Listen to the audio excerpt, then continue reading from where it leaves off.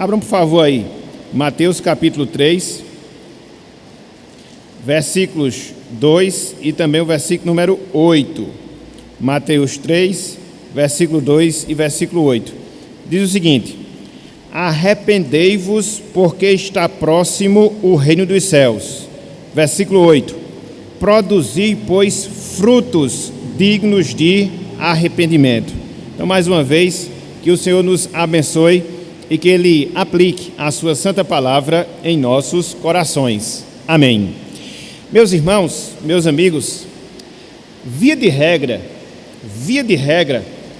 a importância de um determinado tema, a importância de um determinado assunto que nós encontramos nas Escrituras Sagradas, que nós encontramos na Palavra de Deus, ela é comprovada pela frequência em que esse tema, em que esse assunto surge na Palavra, surge nas Escrituras. Então, o que é que nós queremos dizer, em outras palavras? Quanto mais um determinado assunto é mencionado, quanto mais um determinado tema ele é destacado na Palavra de Deus, nós vamos observar a sua relevância, nós vamos observar a sua importância, nós vamos considerar a sua necessidade para as nossas vidas. Então, toda vez que nós lermos, toda vez que nós estudarmos a Palavra de Deus, a gente deve ter essa percepção. Determinados temas, reiteradas vezes, eles são repetidos, eles são mencionados, eles são colocados. Então, quando isso acontece, via de regra, é porque aquele tema, é porque aquele assunto, ele é importantíssimo para cada um de nós. Um exemplo dessa regra, um exemplo desse princípio que nós estamos aqui colocando, é o tema do arrependimento, que nós iremos estudar, que nós iremos trabalhar com a graça de Deus na manhã de hoje. Meus irmãos, meus amigos, do Antigo ao Novo Testamento, nós observamos Deus, Ele tratando sobre o arrependimento. Do Antigo ao Novo Testamento, nós constatamos, nós vemos Deus, Ele tratando sobre o arrependimento. Isso não acontece aleatoriamente, isso não acontece por acaso, não. Ela segue essa regra que nós acabamos de falar, esse princípio que nós acabamos de mencionar, porque o tema do arrependimento, como acontece com muitos outros na Bíblia, ele é de fundamental importância, sobretudo para nós, que somos seres humanos, pecadores e carentes da graça de Deus. Tomando como base o Novo Testamento, especificamente falando, nós observamos que o tema do arrependimento, ele é tratado com certa frequência, ele é tratado de maneira repetida. Por exemplo, João Batista, ele abre o Novo Testamento falando de quê? Falando de arrependimento.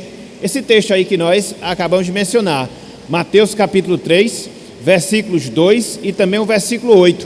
Ele mostra o ministério de João Batista, ele mostra o conteúdo da pregação de João Batista e qual era o assunto, qual era o conteúdo do ministério de João Batista. Pregar e pregar arrependimento. Pregar e pregar arrependimento.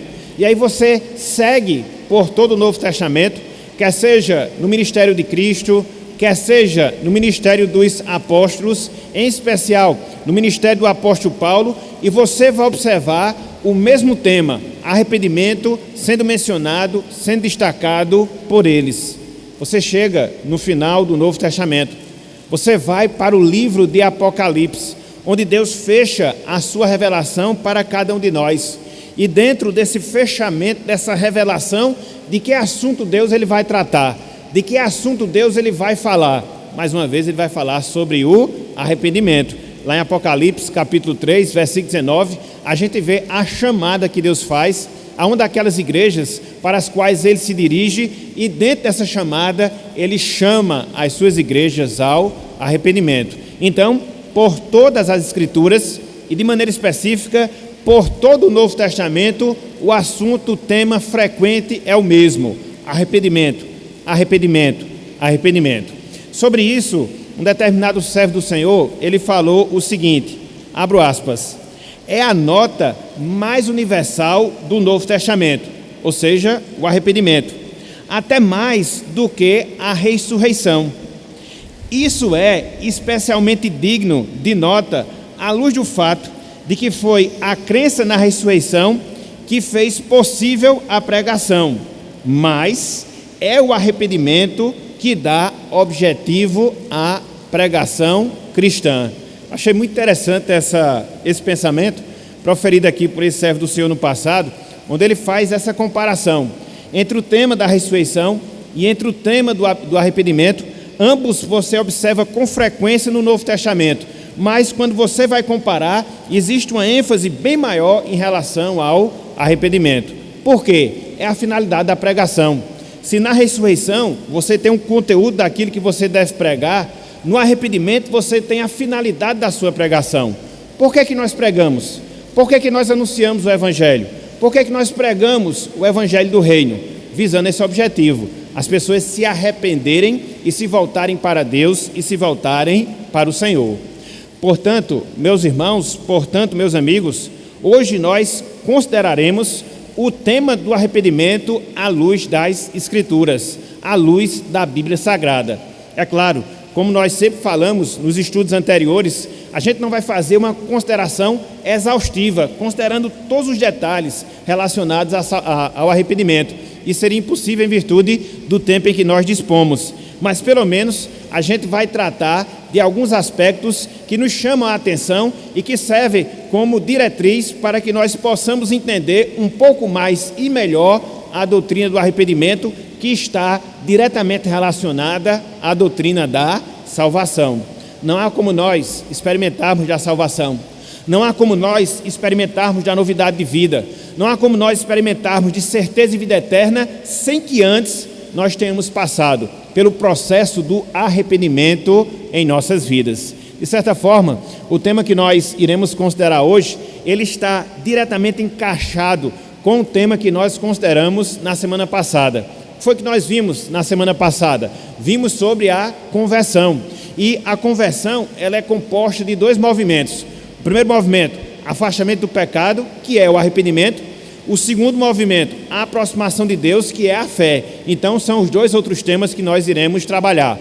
Hoje, arrependimento, e no próximo domingo, se Deus assim permitir, a fé. Então, hoje, repito, nós vamos tratar de alguns aspectos relacionados ao tema do arrependimento. Ok? Então, em primeiro lugar, eu queria destacar o conceito. Em primeiro lugar, eu queria trabalhar o significado do arrependimento. É o primeiro ponto. É a primeira divisão do nosso estudo na manhã de hoje, da nossa escola dominical. O que é, meus irmãos, o que significa, meus amigos, arrepender-se ou arrependimento? O que será que vem às nossas mentes? O que será que vem aos nossos corações quando nós ouvimos ou quando nós lemos essa palavra que muitas vezes é mencionada nas Escrituras Sagradas? Arrependimento, arrepender-se. O que é que nós compreendemos acerca dela? Então, antes de nós definirmos, no seu sentido mais direto, o que é o arrependimento em si, eu queria que nós aprendêssemos, pelo menos, alguns sentidos dessa palavra tão rica, arrependimento, e a partir do momento que nós aprendemos os sentidos da palavra arrependimento, nós vamos ter uma definição mais clara do que ele significa. Repito, é uma palavra muito rica. Ela traz consigo significados muito especiais. E na medida em que você entende o significado dessa palavra, você vai ter naturalmente uma compreensão mais exata do que seja arrependimento. Em primeiro lugar, meus irmãos, meus amigos, a palavra arrependimento, prestem atenção nisso, ela descreve a tristeza causada pelos pecados nos seres humanos. Em primeiro lugar, a palavra arrependimento, ela significa a tristeza que é causada pelos pecados nos seres humanos. Isso acontece quando nós criamos esse senso, que ofendemos a Deus, que nós ofendemos ao nosso Senhor. Muito bem, muito obrigado. Então, quando nós olhamos a palavra de Deus, nós percebemos alguns textos que mostram justamente esse sentido da palavra arrependimento. tanto no Antigo como também no Novo Testamento. Então, qual é o primeiro sentido da palavra arrependimento? Tristeza causada pelo pecado. E tanto o Antigo Testamento como também o Novo Testamento retrata o arrependimento nesse sentido. Vamos olhar, primeiramente, lá no Antigo Testamento, o livro de Jó. Abram aí, por favor. Livro de Jó, capítulo 42, versículo 6. A gente vai ver o autor sagrado, no momento em que ele aprende o propósito de Deus e o sentido dos seus sofrimentos, uma declaração fantástica que ele faz acerca do seu arrependimento, mostrando o quê? A sua tristeza, a tristeza que o pecado da incompreensão gerou na sua vida, tristeza essa agora que ele se arrepende dela. Jó 42, versículo 6.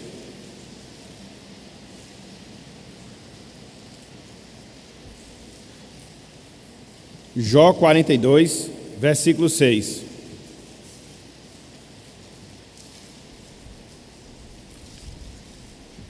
Olhem só o que nos diz aqui a palavra.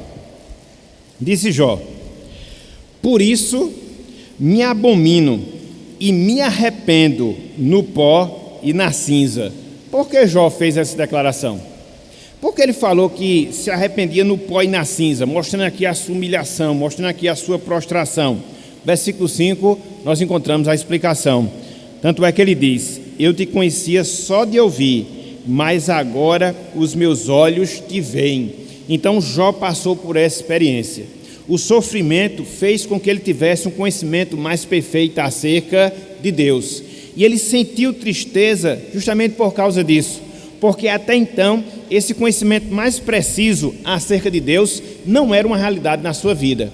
Então foi necessário, Deus na sua providência, permitiu o sofrimento na sua vida, para que ele pudesse ter um conhecimento mais perfeito de Deus, e uma vez que ele obteve esse conhecimento, ele se arrependeu, ele se entristeceu pelo fato de que dantes esse conhecimento não fazia parte da sua vida. Então, a palavra arrependimento tem a ver justamente com isso.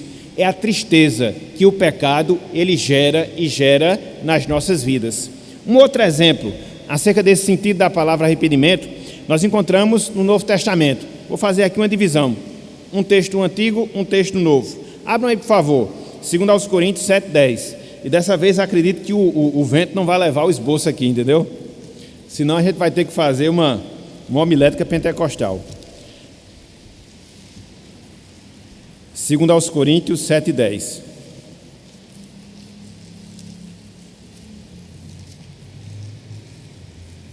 Aqui é arrependimento no sentido de tristeza. A palavra, ela dá essa conotação. Veja, porque a tristeza, segundo Deus, produz arrependimento para a salvação, que a ninguém traz pesar, mas a tristeza do mundo produz morte. Aqui Paulo está fazendo a comparação entre dois tipos de tristezas. A gente vai ver um pouco disso lá na frente. A tristeza segundo Deus. E que tristeza é essa? É aquela que causa arrependimento. É aquela que faz com que nós nos entristeçamos pelos nossos pecados, pelas nossas transgressões. Essa é a tristeza segundo Deus. E é essa tristeza que vai nos conduzir posteriormente para o arrependimento. Então, em primeiro lugar, a palavra arrependimento tem esse sentido. Que sentido? Tristeza causada pelos nossos pecados. Mas não só isso. Em segundo lugar, a palavra arrependimento, ela também tem um segundo sentido, ou seja, voltar atrás, em direção oposta. A palavra arrependimento também significa voltar atrás, ou seja, em direção oposta. Isso acontece, meus irmãos, isso acontece, meus amigos, quando nós nos afastamos do pecado, nos afastamos da impiedade, nos afastamos dos maus caminhos, nos afastamos das perversidades e nos afastamos dos caminhos das trevas. Então, quando a gente vai nesse caminho do pecado, da perversidade, da impiedade, e chega um dado momento que a gente compreende o seu erro e volta caminho contrário, o que é que se dá na nossa vida ou o que é que se deu na nossa vida? Se deu aquilo que nós chamamos de arrependimento. Então, a palavra também tem essa conotação. É a tristeza causada pelo pecado? Sim, mas também é a sua postura de dar meia volta e andar em caminho contrário àquele que dantes você estava andando, marcado pelo pecado, marcado pela impiedade, marcado pela perversidade e tudo aquilo que é contrário a Deus, tudo aquilo que é contrário ao Senhor. Eu queria ler pelo menos 2 textos que mostram justamente isso. O primeiro deles, lá no Antigo Testamento. Primeiro livro dos Reis, capítulo 8, versículo 35. Aqui, o templo ele está sendo inaugurado, sob a direção de Salomão, filho de Davi. E aí, naquela solenidade, Salomão faz uma declaração importantíssima. E dentro dessa declaração, ele faz essa menção. Que menção? Que o arrependimento é você voltar atrás do caminho do erro, do pecado no qual você estava andando e se volta em direção contrária. 1 Reis, capítulo 8, versículo 35, a oração de Salomão, na inauguração do templo. Olha só o que diz aqui a palavra, arrependimento nesse sentido, no caso específico, quando você se afasta dos seus pecados.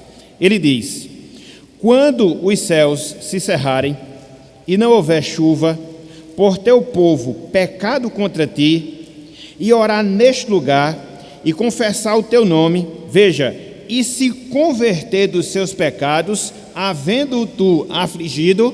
Então, Salomão ora nesse sentido, quando o povo fizer isso, se converter, se arrepender, de quê? Dos seus pecados, daquilo que contrariava a vontade de Deus, daquilo que contrariava a vontade do Senhor. Então, o que é isso na prática? Isso se chama arrependimento.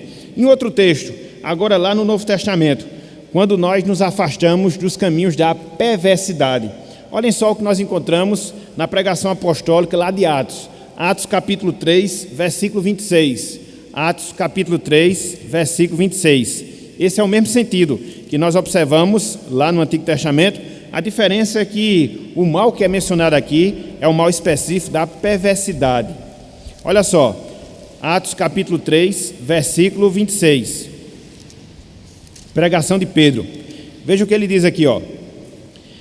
Tendo Deus ressuscitado o seu servo, no caso aqui Jesus Cristo, servo com S maiúsculo, enviou primeiramente a vós outros, para vos abençoar, no sentido de que cada um, veja, se aparte das suas perversidades, se apartar, se arrepender das suas perversidades.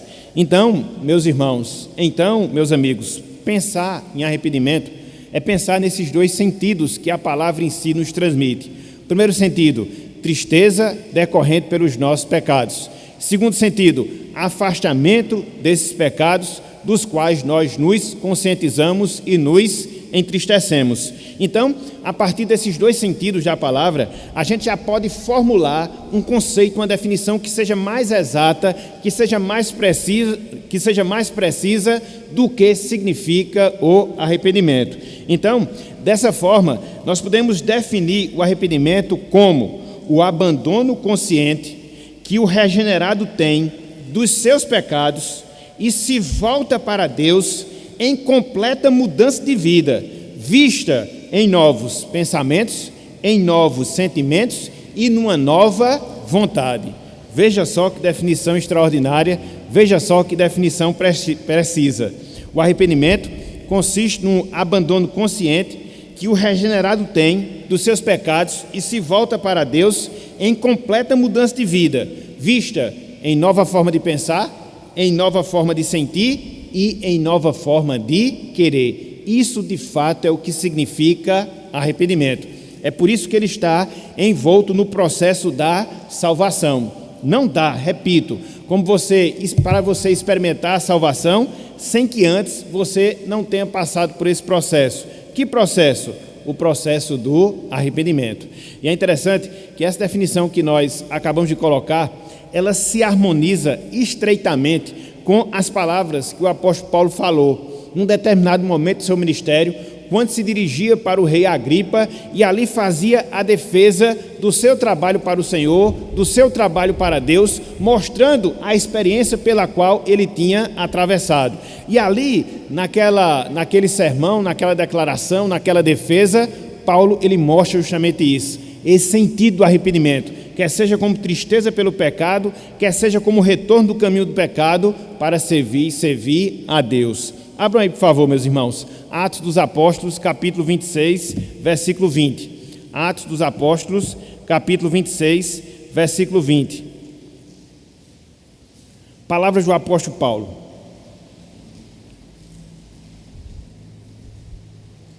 Ele diz o seguinte: mas anunciei primeiramente aos de Damasco e em Jerusalém, falando ele do seu evangelho, da sua pregação, por toda a região da Judéia e aos gentios. Para quê? Que se arrependessem. A palavra arrependimento aqui diz respeito à mudança de mente. E se convertessem. A palavra conversão aqui significa mudar de postura, de atitude a Deus, praticando obras dignas de arrependimento. Então, nessa frase, nesse versículo, o apóstolo Paulo ele traz os dois conceitos que a gente viu que estão diretamente relacionados ao arrependimento.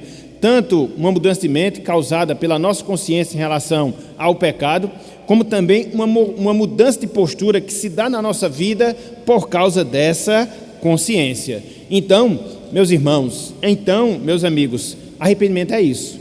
À luz das Escrituras, à luz da palavra de Deus, um arrependimento genuíno, um arrependimento verdadeiro, ele ocorre quando a gente tem uma visão correta do pecado e quando nós temos uma reação adequada ao pecado, se voltando para Deus e vivendo em novidade de vida.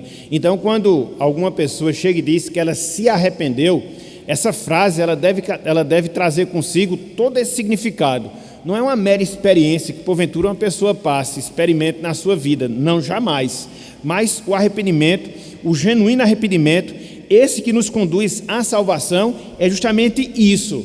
É você se entristecer pelos seus pecados, se voltar dos seus caminhos maus, se voltar para Deus em novidade de vida, com novos hábitos, com novos pensamentos, com novos sentimentos, com novas atitudes que glorifiquem e honrem o nome do nosso Deus. Isso de fato é arrepender-se e arrepender-se verdadeiramente. Então, em primeiro lugar, o que é que nós queríamos mostrar?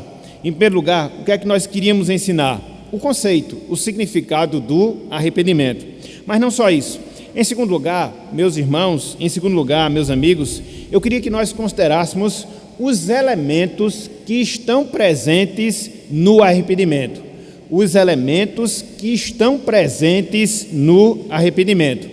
O arrependimento, como processo de salvação, é um ato único que se faz presente na vida do pecador quando Deus o regenera. Contudo, quando nós analisamos os detalhes que envolvem o arrependimento, a gente percebe que ele é composto por alguns elementos. E são justamente sobre esses elementos que a gente vai considerar nesse ponto para que nós possamos entender de maneira mais adequada como se dá o arrependimento propriamente dito. Então, o primeiro elemento que nós queríamos destacar, que está presente no arrependimento, é o elemento intelectual. É aquele que está ligado à nossa razão. É aquele que está relacionado ao nosso conhecimento. Ele diz respeito ao conhecimento que nós obtemos da santidade de Deus, ao conhecimento que nós obtemos da majestade de Deus. E uma vez que isso acontece na nossa vida, consequentemente, a gente vai ter a noção da malignidade dos nossos pecados. Isso é uma coisa muito interessante, meus irmãos. Isso é uma coisa muito interessante, meus amigos.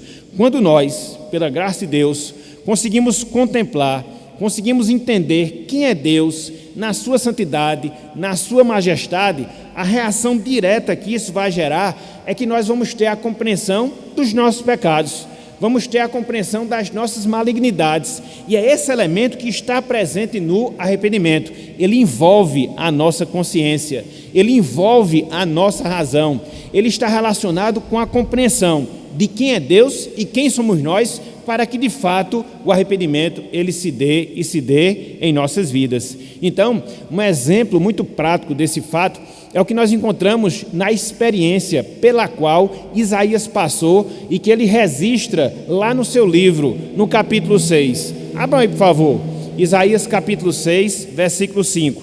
Veja que Isaías ele teve uma experiência com o Senhor, ele teve uma visão de Deus, e essa visão que Isaías ele teve de Deus impactou na compreensão dos seus próprios pecados. Olha só que coisa interessante. A visão que ele teve de Deus impactou na compreensão que ele teve dos seus próprios pecados. Até porque essas duas coisas elas estão sempre juntas. O entendimento correto de quem é Deus, da sua santidade, gera em nós uma compreensão exata da nossa malignidade. E aí nós estamos dando os passos necessários para experimentarmos o verdadeiro arrependimento. Foi o que aconteceu com Isaías. Foi o que aconteceu conosco. É o que deve acontecer a qualquer um que porventura passe pelo processo do arrependimento. Veja aí, Isaías capítulo 6, versículo 5.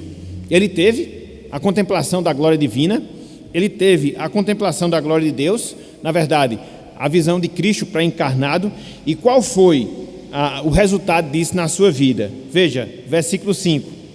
Então disse eu no caso Isaías, ai de mim, estou perdido, porque sou homem de lábios impuros, habito no meio de um povo de impuros lábios, e os meus olhos viram o Rei, o Senhor dos Exércitos. Veja, meus irmãos, que coisa fantástica. Veja, meus amigos, que coisa maravilhosa. Isaías contemplou a santidade de Deus. Ele teve uma visão divina. E quando ele teve essa visão dos serafins clamando, louvando a Deus, dizendo santo, santo, santo, qual foi o resultado imediato? Ele se viu como uma pessoa pecadora. Ele compreendeu que vivia no meio de pessoas pecadoras. Então ele teve a exata noção da sua malignidade. Então é isso que se dá no processo de arrependimento. É essa compreensão que a gente passa a ter de Deus, da sua santidade, da sua majestade, dos seus atributos. E quando nós contemplamos a Deus na sua majestade, automaticamente nós percebemos o nosso pecado. Nós percebemos a nossa perversidade, nós percebemos a necessidade que nós temos desse Deus em nossas vidas. É por isso que na pregação que nós fazemos, na pregação do Evangelho, a gente tem que mostrar o caráter de Deus, a gente tem que ressaltar os atributos de Deus, para que as pessoas, os pecadores, ao contemplar e ao perceber quem é Deus, eles possam chegar à conclusão de quem eles são e assim se voltarem para esse Deus, conforme nós observaremos daqui a alguns instantes. Então, de todos os elementos que estão presentes dentro do processo de arrependimento, o primeiro deles é esse, ou seja, o elemento intelectual, a razão, a compreensão que você deve ter de quem é Deus e quem é você, para que assim você possa experimentar do verdadeiro arrependimento. Mas não só há o elemento intelectual no arrependimento, há também o elemento sentimental no arrependimento.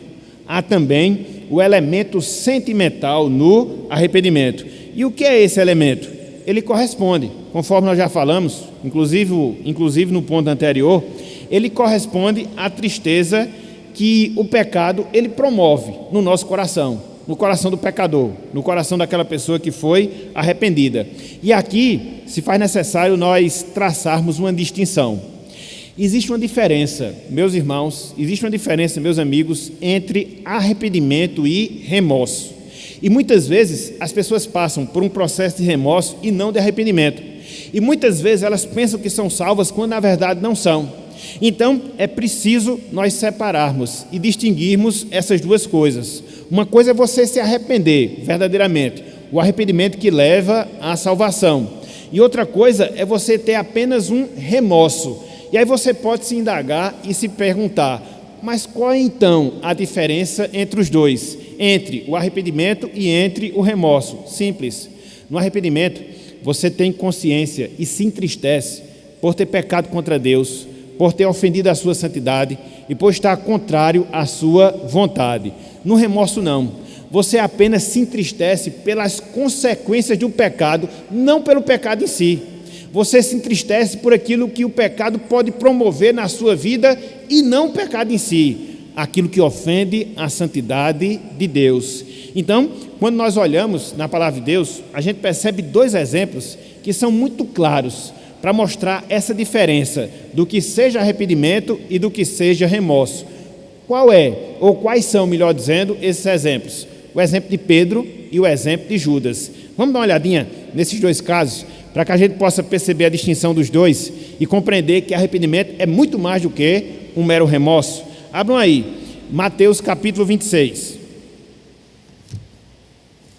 Mateus capítulo 26. Aqui você vai ver o que é arrependimento, ok? Mateus 26, versículo 75.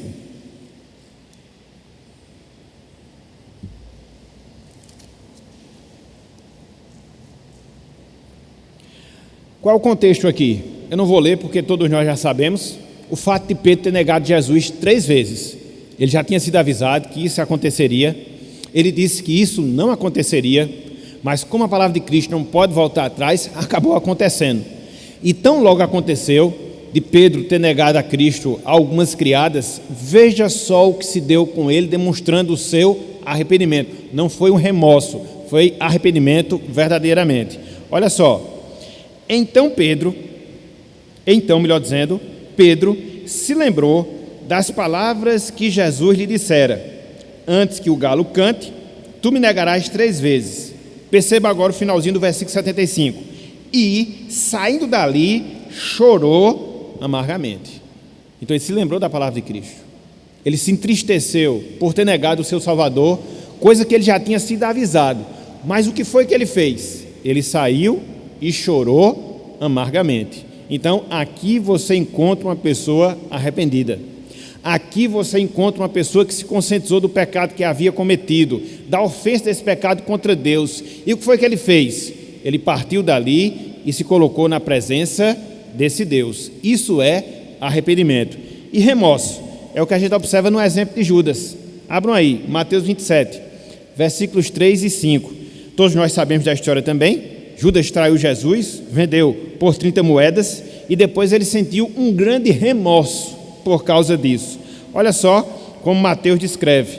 Mateus 27, versículos 3 e 5. Diz o seguinte: então Judas, o que o traiu, vendo que Jesus fora condenado, veja que ele viu a condenação de Jesus, as consequências da sua atitude, do seu pecado, tocado de remorso, devolveu as 30 moedas de prata aos principais sacerdotes e aos anciãos, dizendo... Então ele estava o quê? Tocado de remorso. Não era arrependimento. Não era arrependimento. Versículo 5. Então Judas, atirando para o santuário as moedas de prata, retirou-se e foi enforcar-se. Percebe a diferença entre a postura de Judas e de Pedro? Pedro chorou amargamente, procurou a presença do Senhor. Judas não, procurou tirar a sua vida, não procurou a Deus, não entendeu de fato o que tinha se dado, não percebeu de fato o que tinha acontecido, apenas ficou tocado de remorso pelo fato de ter traído o inocente, as consequências disso no sentido da própria condenação de Jesus, mas não para o pecado em si, não para a ofensa contra a santidade de Deus, a sua lei. Então, por isso que ele ficou apenas no remorso. E Pedro foi além, ele foi até o arrependimento. E naquele texto que nós lemos, de 2 Coríntios capítulo 7, eu vou pedir que vocês voltem, a gente observa essa distinção traçada pelo apóstolo Paulo. Que distinção? Entre arrependimento e remorso. O arrependimento leva à salvação, o remorso não. 2 Coríntios capítulo 7, versículo 10. Olhem só o que Paulo aqui nos ensina e que nós vimos através dos exemplos, tanto de Pedro como também de Judas. Olha só. Porque a tristeza segundo Deus produz arrependimento para a salvação. Foi o que Pedro sentiu. Percebeu que tinha pecado e chorou amargamente, buscou a presença de Deus. Paulo prossegue, que a ninguém traz pesar, mas a tristeza do mundo, que é o remorso, produz o quê? Morte. Foi o que aconteceu com quem? Com Judas.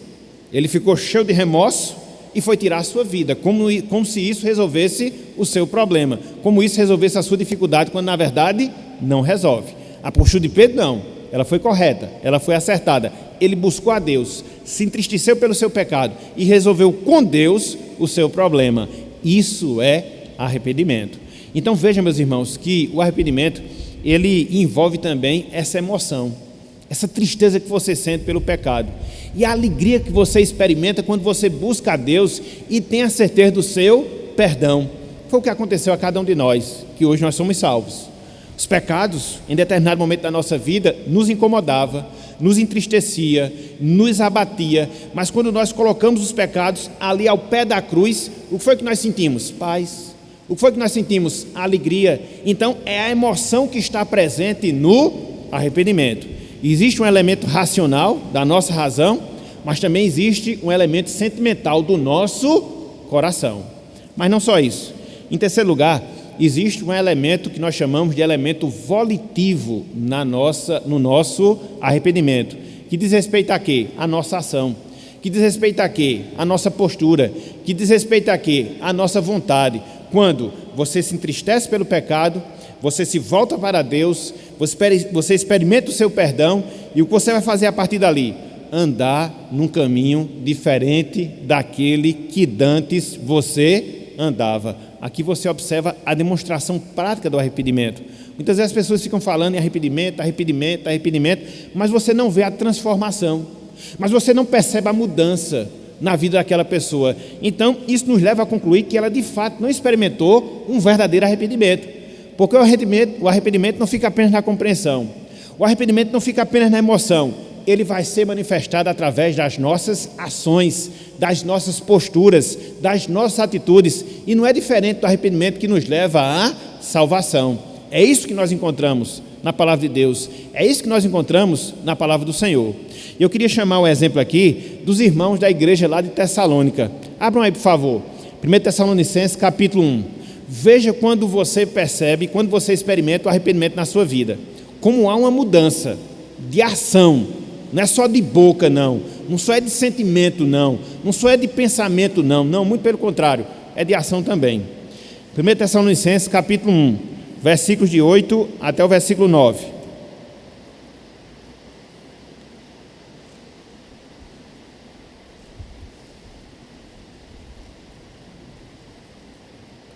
Paulo, aqui no primeiro capítulo da carta aos Tessalonicenses, sobretudo do versículo 2 em diante, ele está agradecendo a Deus pela vida daqueles irmãos. Então ele faz um pequeno relato da história da salvação deles. É uma história muito bonita. Você vê isso também lá em Atos dos Apóstolos. E aqui no versículo 8, no versículo 9, ele faz menção de um detalhe que está diretamente relacionado ao nosso tema do arrependimento, como ele foi visto na mudança de comportamento daqueles irmãos, que eram pagãos, viviam na idolatria, mas houve uma mudança, pensamento, coração e ação. Isso é arrependimento. Veja, porque de vós, ou seja, dos Tessalonicenses, repercutiu a palavra do Senhor, não só na Macedônia e Acaia, mas também por toda parte se divulgou a vossa fé para com Deus, a tal ponto de não termos necessidade de acrescentar coisa alguma. Versículo 9.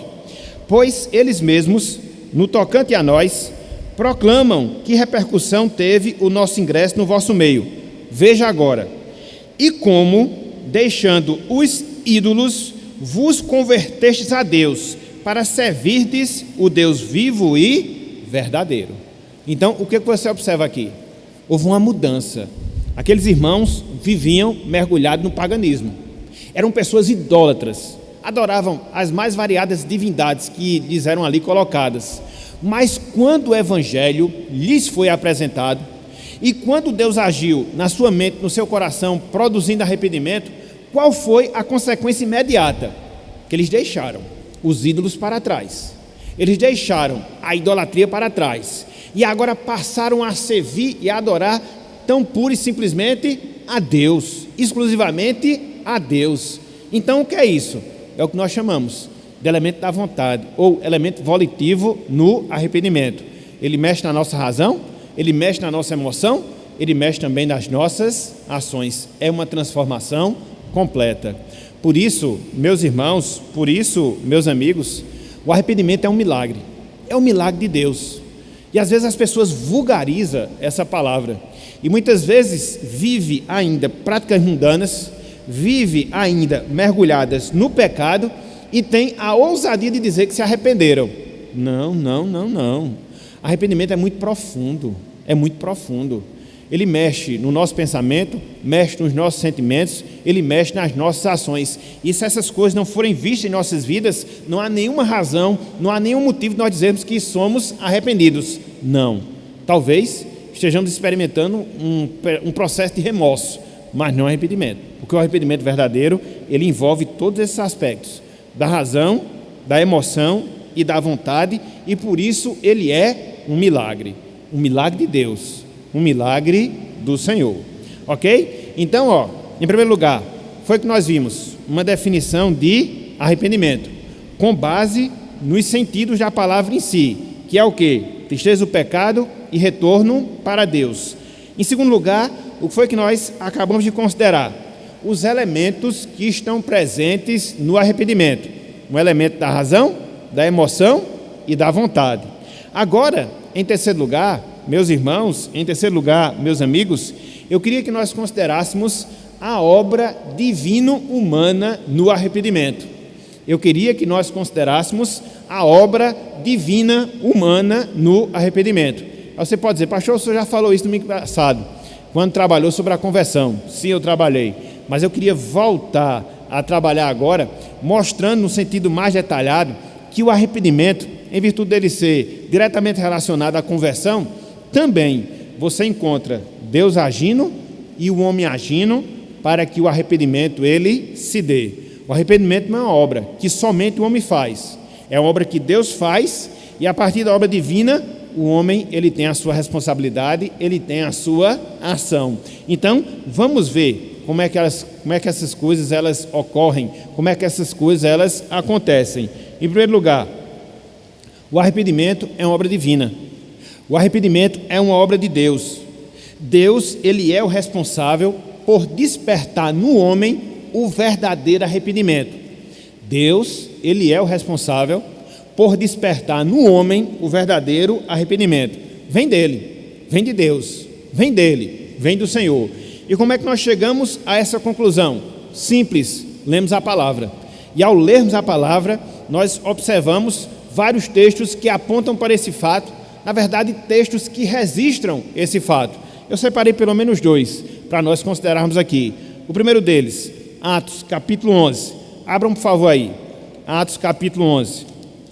Aqui Pedro está dando testemunho da conversão dos gentios.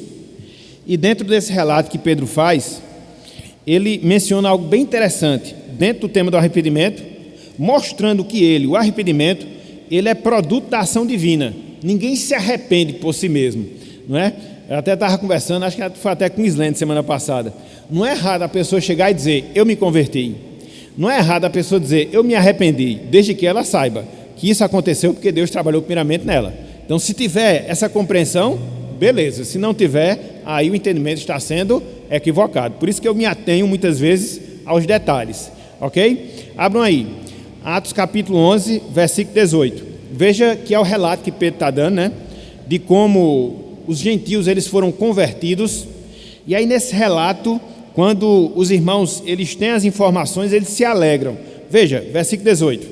E, ouvindo eles estas coisas, apaziguaram-se, ou seja, se acalmaram, e glorificaram a Deus, dizendo, olha só, logo também aos gentios foi por Deus, veja, concedido o arrependimento para a vida. Quem é que concede o arrependimento? É Deus. Quem é que trabalha o arrependimento? É Deus. Quem é que coloca a consciência do pecado, a tristeza do pecado, a disposição para se voltar a Deus? Quem é que faz isso? É o próprio Deus. É Ele que gera em nós o arrependimento. Então, a gente tem que trabalhar com esse aspecto do arrependimento, tendo em mente esse fato. Que fato? É uma obra em que, em primeiro lugar, melhor dizendo, Deus ele age, Deus ele trabalha. Outro texto que confirma esse fato, abram aí, 2 Timóteo capítulo 2. Que fato nós estamos trabalhando? Deus é o responsável pelo arrependimento. E aqui Paulo, escrevendo a Timóteo na sua segunda carta, ele deixa muito claro esse fato, muito claro essa realidade. Capítulo 2, versículo 15. Versículo 25, melhor dizendo. 2 Timóteo 2, 25. Ele está dando aqui algumas instruções a Timóteo acerca de como ele deveria reagir diante daquelas pessoas que se opunham ao Evangelho, evitar contendas, brigas, discussões, e aí ele começa a dar conselhos nesse sentido. e dentro da série de conselhos que ele dá a Timóteo, ele fala o seguinte, olha só, versículo 25: disciplinando com mansidão os que se opõem, veja, na expectativa de que Deus, olhem só, lhes conceda não só o arrependimento para conhecerem plenamente a verdade, se for complementar a ideia, mas também o retorno à sensatez, livrando-se eles dos laços do diabo, tendo sido feitos cativos por ele para cumprirem a sua vontade. Veja que é Deus, meus irmãos, que nos concede o arrependimento para nós conhecermos a verdade. Não somos nós que convertemos as pessoas. Por mais habilidosos que nós sejamos na nossa pregação, por mais conhecimento que nós tenhamos do Evangelho, por mais argumentos que nós apresentemos ao pecador, quem faz essa obra é Deus. Nós somos apenas instrumento nas suas mãos. Devemos fazer? Sim. Devemos chamar os pecadores à conversão? Sim. Devemos conclamá-los ao arrependimento? Não resta a menor dúvida. Agora, sempre partindo desse pressuposto. Que pressuposto? É Deus que vai chamá-lo. É Deus que vai gerar nele o arrependimento. É Deus que vai trabalhar na sua vida. E o que é que nós somos nesse processo? Servos, servos, servos. Apenas servo e nada mais. Então, é essa a visão que nós devemos ter. Muitas vezes a gente fica, forçando, nos entristecemos quando a pessoa não se converte, como se a conversão dependesse da gente. Aí nós nos enganamos, nos entristecemos, nos decepcionamos. Não, meus irmãos, fala a verdade, prega o Evangelho, anuncie o reino, Deus faz o resto. E se Ele tiver de fazer, com certeza Ele fará. Por quê? Em primeiro lugar, o arrependimento é obra dEle, é obra de Deus, é obra do Senhor nas nossas vidas. E aí, quando você compreende essa primeira ação, ou seja, a ação divina no arrependimento, você vai compreender a segunda ação. Que ação? A ação humana, a responsabilidade agora que recairá sobre o homem. E quando eu falo aqui homem, eu falo ser humano no seu sentido geral, homens e mulheres. Então, quando Deus, Ele toma a iniciativa, quando Deus trabalha no nosso coração, concede do seu arrependimento, o que é que vai se dar na nossa vida? Nós vamos nos voltar para Deus. Por quê? A nossa compreensão foi aguçada da santidade de Deus, do nosso pecado, nos entristecemos por causa dele e agora pela sua graça nos voltaremos para ele. Então quem vai fazer isso? Somos nós. Ninguém vai se arrepender por procuração, se arrepender em lugar de outra pessoa. Não, quem tem que fazer isso é você. Isso é uma responsabilidade pessoal. Isso é um compromisso particular. Então, é nesses termos que nós entendemos também o arrependimento como obra do homem. É por isso que nós observamos, tanto no Antigo como no Novo Testamento, a chamada profética, a chamada apostólica, para quê? Se arrependam, se arrependam, se arrependam. Mas quando os profetas, quando os apóstolos, eles fizeram esse chamado, eles fizeram nessa perspectiva. Que perspectiva? Quando Deus toca, quando Deus transforma, quando Deus gera arrependimento, a pessoa vai atender ao chamado. A pessoa vai atender a palavra do Senhor. Olhem só, 2 exemplos nesse sentido. O primeiro deles está lá em Isaías. Abra aí, por favor. Vamos fazer aquele rodízio, Aquela alternância, Antigo e Novo Testamento. Isaías 55. O que às vezes, infelizmente, acontece é porque as pessoas têm uma má compreensão das doutrinas e aí mistura, entendeu? Lé com cré, e depois a gente não entende nada. Mas quando você entende cada coisa dentro da sistemática, fica mais fácil. Isaías 55, versículo 7. Que as pessoas chegam e dizem, aqui é o homem que se arrepende. Isaías está falando, sim, amigo, irmão, querido, mas isso acontece porque Deus já colocou no coração dele o arrependimento. É por isso que a Bíblia chama. Afinal de contas, ninguém pode fazer isso senão ele. Ele é um ser responsável. Alguém tem que fazer, quem tem que fazer é ele. Agora, isso só vai ser feito quando Deus o chamar. É tão simples. Vamos lá. Isaías 55, versículo 7. Olha só o que... Eu vou ler do 6 e 7, para ficar melhor aqui a compreensão. Diz o seguinte: buscai o Senhor enquanto se pode achar, invocai-o enquanto está perto. Deixe o perverso seu caminho, o iníquo os seus pensamentos, converta-se ao Senhor, que se compadecerá dele, e volte-se para o nosso Deus, porque é rico em perdoar. Deus chama o arrependimento? Chama, é claro. A gente não pode interpretar esse texto de maneira diferente, a não ser que a gente assassine o português ou as regras mais basilares de interpretação. Agora, quando é que esse chamado vai ser atendido? Quando é que as pessoas vão buscar a Deus? Quando é que as pessoas vão deixar os seus caminhos perversos? Quando é que as pessoas vão deixar os seus pensamentos iníquos? Quando?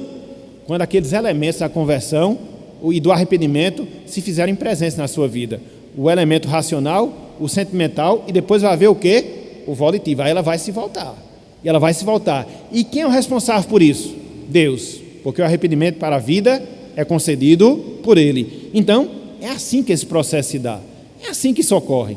Ok? Então, Isaías 55, versículo 7.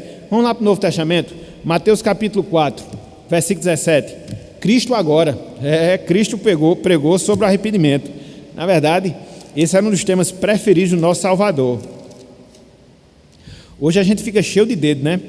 Quando fala em arrependimento. Não porque a gente não pode dizer que a pessoa é pecadora, porque ela vai se ofender, que se ofenda. Mas ela tem que aprender a verdade. Entendeu? E é por isso, meus irmãos, os irmãos sempre sabem, no final de cada pregação, o que é que a gente faz? Chamado arrependimento. Temos que ser sinceros com a nossa doutrina. Então, Mateus capítulo 4, versículo 17. Jesus diz o seguinte: daí por diante, passou Jesus a pregar e a dizer, o quê? Arrependei-vos, porque está próximo o reino dos céus. Arrependei-vos, arrependei-vos, arrependei-vos. Quando é que esse chamado vai ser atendido? Quando Deus começar a agir, quando Deus começar a operar e produzir o arrependimento no coração do pecador. Então, o que é que nós vemos aqui? A participação humana e a responsabilidade divina no mesmo processo. Que processo do arrependimento? Começando em Deus, iniciando em Deus e sendo concluído aonde? No homem. Vão ser quaisquer pessoas? Não. Aquelas pessoas pelas quais Cristo morreu, que Deus separou para a salvação, e tudo se encaixa no processo de redenção.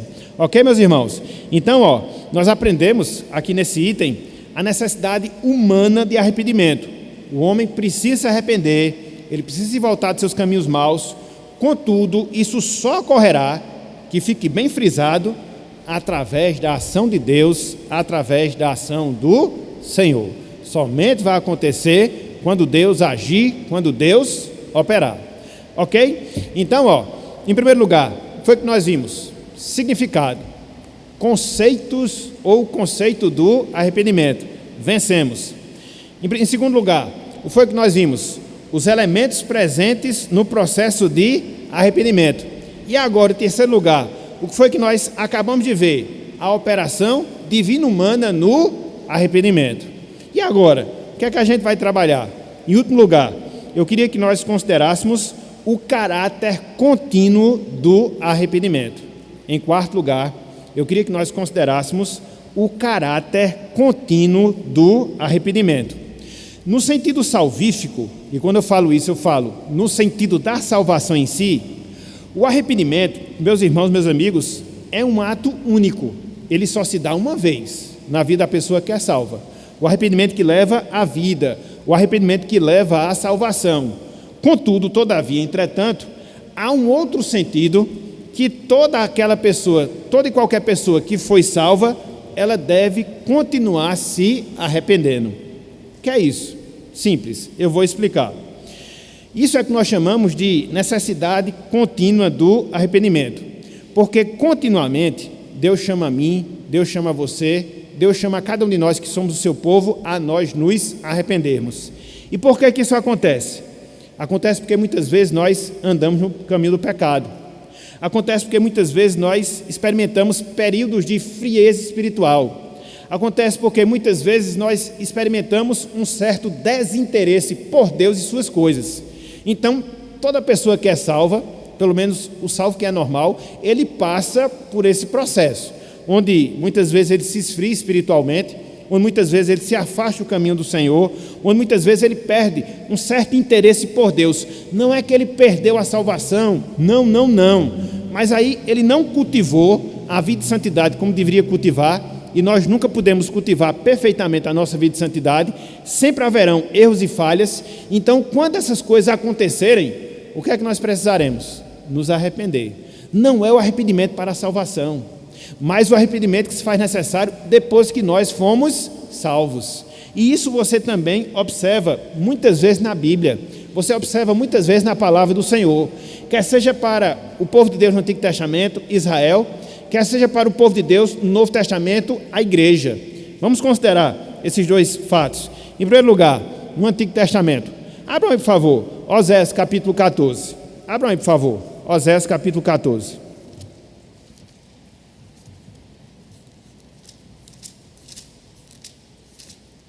Versículos 1 e 2. O ideal é que a gente lesse até o versículo 8, mas vai ser muito tempo. Eu peço até que os irmãos façam essa leitura mais tarde, Oséias 14, de 1 a 8, que você vai ter a compreensão completa. O que é que você observa aqui? O profeta Oséias, exercendo o seu ministério 700 anos antes da vinda de Cristo. E onde foi que ele desempenhou seu ministério? No Reino do Norte, em Israel, que mergulhou, literalmente falando, no pecado. Inclusive, pelo fato de não terem se arrependido e experimentar a punição de Deus. Foram invadidos pela Assíria e foram levados cativos e de lá não voltaram mais. Mas antes que isso acontecesse, antes que isso se desse, o povo de Deus, ele foi exortado. Exortado a quê? A se arrepender, porque haviam se apartado do caminho do Senhor. Então, como povo de Deus, muitas vezes isso acontece. Nós nos apartamos, o mundo nos influencia, a carne nos vence, o diabo nos sujeita, e aí a gente precisa nos arrepender e nos voltar novamente para o Senhor. Olha só o que Oséias fala: volta, ó Israel, para o Senhor teu Deus, porque pelos teus pecados estás caído. Tende convosco palavras de arrependimento e convertei-vos ao Senhor. Dize-lhe: perdoa toda a iniquidade, aceita o que é bom e, em vez de novilhos, os sacrifícios dos nossos lábios. Então o profeta chamou, o profeta conclamou: volte-se para Deus, voltem-se para Deus, vocês são povo de Deus, convertam-se para o Senhor, arrependam dos seus pecados. Infelizmente, pelo menos em termos de nação, isso não aconteceu. O que foi que veio? O juiz divino, e aí levou aquela parte do povo de Deus no Antigo Testamento para o cativeiro, e repito, de lá nunca mais eles voltaram, porque não abraçaram a chamada ao arrependimento que Deus lhes havia feito através do profeta Oséias. Então você vai encontrar isso várias vezes no Antigo Testamento, você vai encontrar isso várias vezes na história do povo de Israel, desde quando eles saíram lá do Egito. Em muitos momentos, em muitos episódios, eles se voltaram, eles contrariaram, melhor dizendo, a palavra do Senhor e a necessidade de arrependimento, e muitas vezes isso aconteceu na história de Israel. No Novo Testamento, conforme nós falamos, não é diferente. Muitas vezes nós, como Igreja de Cristo, nos desviamos da sua palavra, e quando isso acontece, qual é a nossa necessidade? Nos arrependermos, e nos arrependermos continuamente a Deus, ao Senhor. Mais uma vez, eu queria fazer menção das chamadas ao arrependimento que nós encontramos em Apocalipse, as várias igrejas para as quais ali é escrita aquelas cartas, e esse chamado, em muitas delas, ele permanece. Abra, por favor, aí alguns textos, Apocalipse, pelo menos 1 ou 2, a gente vai ler. A gente até leu na semana passada, e aí eu queria ler pelo menos alguns outros, hoje. Apocalipse, capítulo 2, vamos iniciar, capítulo 2, versículo 16. A gente leu na semana passada, versículo 5, que foi da igreja de Éfeso. Agora a gente vai ver da igreja de Pérgamo.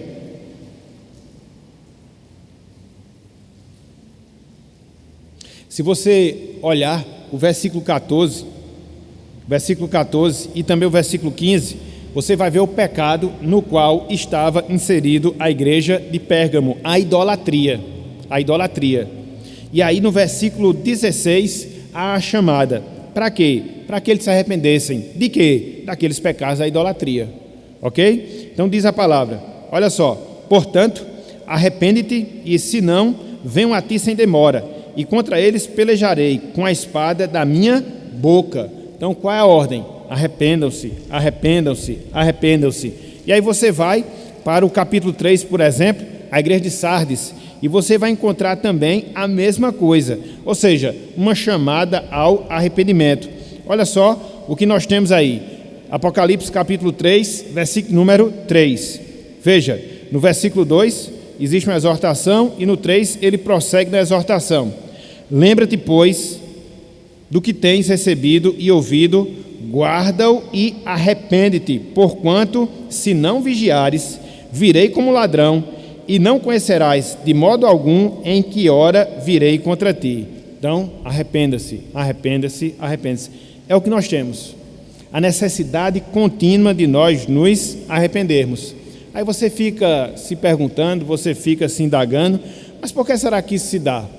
Por que será que isso acontece? Simples, porque o arrependimento, meus irmãos, meus amigos, ele é fundamental no nosso processo de santificação. O arrependimento, ele é fundamental no nosso processo de santificação. O pecado, ele não foi ainda extirpado, tirado das nossas vidas. E a gente sempre peca, a não ser que haja algum cristão anormal que não peque. Mas, se não for o caso, ele vai pecar. E aí, ele vai ter a necessidade de se arrepender desses pecados, para que quando isto acontecer, ele retome o caminho da santidade. Então, o arrependimento, ele está diretamente relacionado ao processo de santificação. Se você não tem o hábito de se arrepender dos seus pecados, você nunca vai ser uma pessoa santificada. Por quê? Você estará ainda agarrado, você estará ainda mergulhado com o pecado. Então, para todo e qualquer cristão normal, o arrependimento vai ser necessário para que ele possa retomar o processo de santificação, porque ainda não somos perfeitos, porque ainda pecamos, porque ainda o pecado reside em nós, e foi justamente por causa disso, prestem atenção, que Cristo, lá na oração dominical, quando ele expõe o Sermão da Montanha, em dado momento da oração modelo que ele nos ensina, ele nos mostra a necessidade contínua e diária que nós temos de nos arrependermos. Abram aí, por favor, Mateus capítulo 6. Por isso que um cristão que não tem uma prática contínua de arrependimento e confissão, eu duvido se ele é cristão, porque tem condições, não tem condições. A única pessoa que viveu entre nós que não pecou foi Jesus. Com exceção dele, todos nós pecamos. E por isso precisamos nos arrepender. Repito, não é o arrependimento para a salvação, mas é o arrependimento depois da salvação, para que nós aprimoremos o processo de santificação. Veja, Mateus capítulo 6, versículo 12. Em especial a parte inicial do versículo 12. Olhem só o que Cristo aqui nos ensina. Na oração dominical, na oração modelo. E perdoa-nos as nossas vidas, ou as nossas dívidas, assim como nós temos perdoado aos nossos devedores. O que é isso? Arrependimento. O que é isso? Confissão. E nós devemos fazer em todos os momentos em que nós orarmos a Deus. Final de cada dia, no início de cada dia, porque constantemente nós pecamos. Pecamos em pensamentos, pecamos em palavras, pecamos em ações, nós não somos perfeitos ainda. Por isso, o arrependimento, ele é fundamental no processo de santificação. O pecado, ele gera uma barreira entre nós e Deus. E se essa barreira não for demolida, através da confissão, através do arrependimento, como é que nós iremos nos desenvolver na santificação? Nunca, nunca. Por isso, a necessidade desse caráter contínuo do arrependimento. Por quê? Em primeiro lugar, é fundamental para a nossa santificação. E em segundo lugar, porque todo e qualquer arrependimento que nós fizermos aqui nessa vida, ele sempre será imperfeito. Em segundo lugar, todo e qualquer arrependimento que nós fizermos aqui em nossa vida, ele sempre será imperfeito. Por quê? Porque por mais que a gente confesse, por mais que a gente se arrependa, a gente não tem a garantia que não vai voltar a pecar aquele pecado do qual nós estamos nos arrependendo.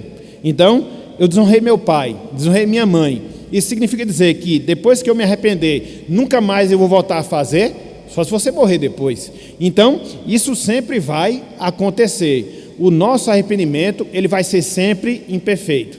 Você se arrepende de coisas hoje, e às vezes depois de alguns poucos instantes, você volta a fazer, e precisa se arrepender de novo. e depois volta a fazer, e precisa se arrepender de novo, e assim sucessivamente. Então, existe essa imperfeição no nosso arrependimento, por isso ele deve ter caráter contínuo em nossas vidas. Olha só o que João fala, lá na sua primeira carta, capítulo 1, versículo 10. 1 João, capítulo 1, versículo 10.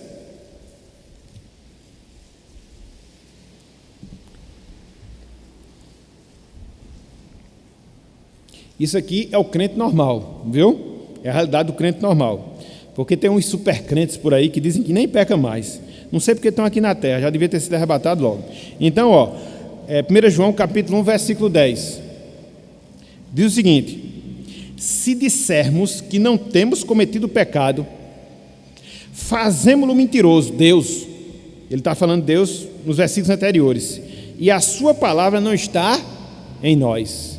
Então, é por isso que a gente tem que repudiar aquele pensamento que a gente chama de perfeccionista, que diz que a santidade já é uma realidade na vida do salvo, que ele não peca mais e que ele não tem mais nenhum tipo de contato com o pecado. Não. Quem disse isso? O João está contestando. João está falando em contrário.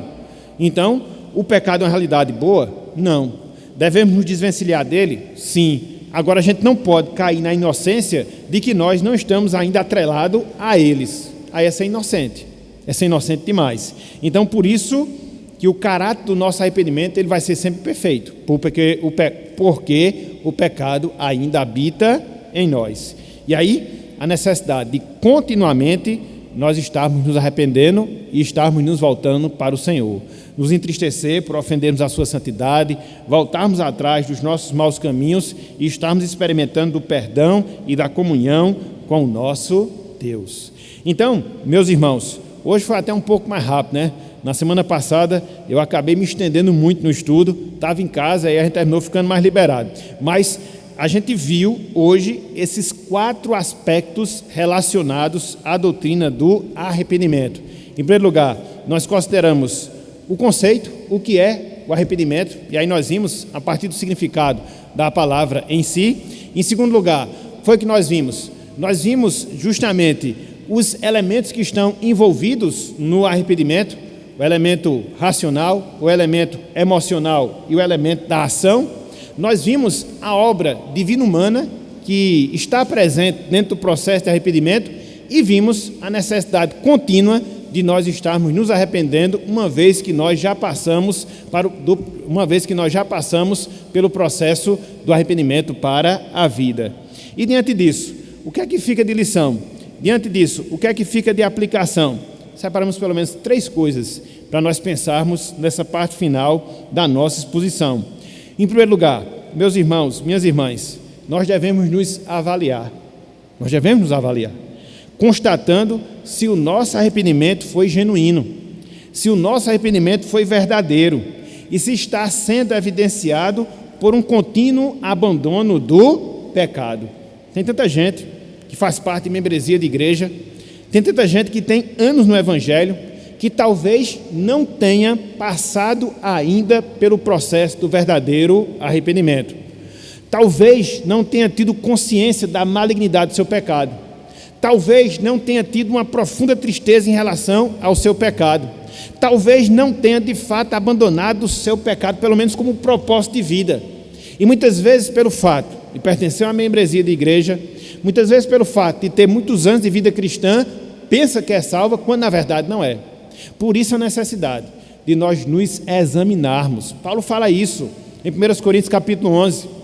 Paulo fala isso em 2 Coríntios capítulo 13.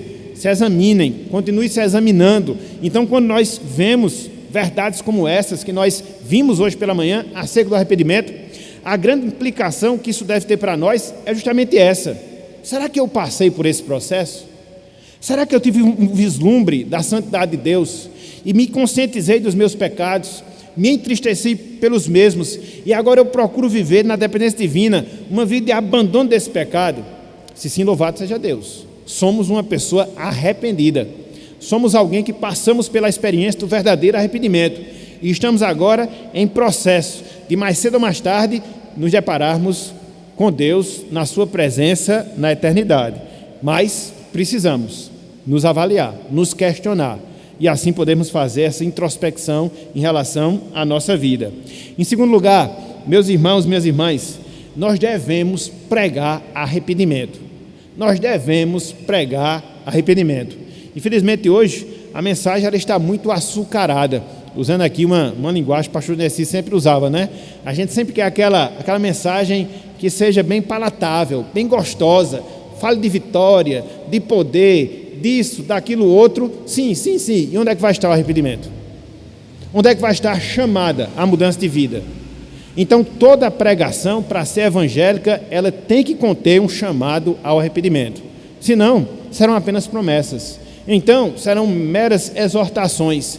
Não, meus irmãos, a pregação cristocêntrica, a pregação bíblica é aquela que chama os pecadores ao arrependimento. Seja qual for o tema que você usar, seja qual for o assunto que você usar, sempre tem que haver uma chamada ao arrependimento. E por que eu digo isso? Estude os sermões pregados em Atos dos Apóstolos e vocês perceberão que em todos eles os apóstolos sempre chamavam as pessoas ao arrependimento. Então, todas as vezes que nós falarmos da palavra, que nós falarmos do evangelho, nós temos essa incumbência, essa responsabilidade, essa obrigação. Venham para o Senhor, abandonem os seus maus caminhos, se convertam, se arrependam, porque essa é a vontade de Deus. Então, nós devemos ter essa postura e não temermos a reação das pessoas. Não temermos a reação das pessoas. Como dizia o pastor Armando, eu e Deus somos maioria. Então, a gente tem que ter esse destemor, essa coragem, essa ousadia de apontar às pessoas a situação pecaminosa na qual elas se encontram e de chamá-las ao arrependimento. Então, essa é a responsabilidade que Deus requer de cada um de nós, meus irmãos, minhas irmãs. E, em terceiro lugar, para os nossos amigos, para as nossas amigas, entenda a sua necessidade de arrependimento. Entenda a necessidade que você tem de entender sobre o arrependimento, compreender, melhor dizendo, sobre o arrependimento. Então, por mais que venha a ser uma mensagem ofensiva sob o ponto de vista humano, ela é necessária. Haja vista a sua condição espiritual. Então, você carece dessa obra. Que obra? Do arrependimento. Você carece de conscientizar da malignidade do seu pecado. Você carece de ter uma visão precisa de quem é Deus. Você precisa se voltar dos seus maus caminhos. Agora, você não vai ter condições de fazer isso por você mesmo. Então, o que é que você deve fazer? Qual é a sua responsabilidade? Clame a Deus, clame ao Senhor. Peça que, através da instrumentalidade da pregação, o Espírito Santo possa tocar na sua vida. O Espírito Santo possa abrir a sua mente, de sorte que você contemple o Salvador. E não veja uma outra saída, um outro caminho, senão se voltar para o seu caminho. Então, a sua responsabilidade no processo é justamente essa: clamar. E no simples fato de você clamar, se é que a gente pode dizer que é simples, isso já é um indício, isso já é uma indicação que Deus ele está trabalhando na sua vida. Quando alguém que não experimenta a salvação é despertado por interesse de ouvir a palavra, de se voltar para o evangelho, às vezes ele não teve a consciência ainda, mas acredito que Deus já está trabalhando no seu coração, despertando para as coisas espirituais. E é assim que Deus vai fazendo, para que ele possa implantar a semente do arrependimento no seu coração. Então, repito, a partir do momento que você tiver esse desejo de orar a Deus e clamar para que ele possa lhe capacitar a tomar essa atitude, na medida que você fizer isso, muito provavelmente, já é um indício, uma confirmação que Deus está trabalhando na sua vida, que Deus está trabalhando no seu coração. Portanto, meus irmãos, minhas irmãs, meus amigos, minhas amigas, que Deus ele nos abençoe e nos conscientize cada vez mais das realidades que estão relacionadas a esse item tão importante em todo o processo da nossa salvação, ou seja, o arrependimento para a vida. Então, que Ele nos abençoe e que Ele aplique a sua santa palavra em nossos corações. Amém.